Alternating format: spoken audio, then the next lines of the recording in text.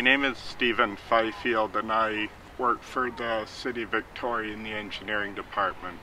I'm a manager of underground utilities and have been there for 36 years. I was diagnosed with diabetes type 1 when I was 38 years old. It came on very suddenly. My vision was just deteriorating very rapidly. I went in to see my family doctor and was sent for testing. My symptoms were that I was fatigued, I was very, very thirsty and just couldn't quench my thirst. She suspected it right away. And when I got my original blood test back, it was over 30. So immediately I was diagnosed with type 1 diabetes, put on insulin the same day, and really moved forward from there.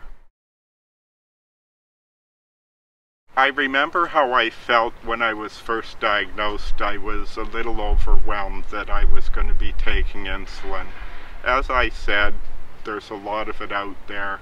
One thing that I would say to people if they were recently diagnosed is that there's a lot of support out there. There's a lot of education.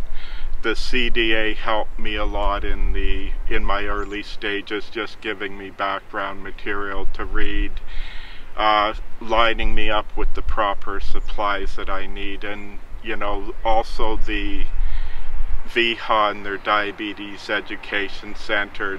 They really were helpful in that regard. It was good to meet other people that were recently diagnosed as well, and it was nice to know I wasn't the only one out there, and that was comforting and supportive. I realized that a lot more people had it than I was aware of. It's the type of thing that if it requires you to really stay on top of your game as far as managing the food you eat, making sure that you always have insulin available for it, and in that regard you really aren't carefree anymore.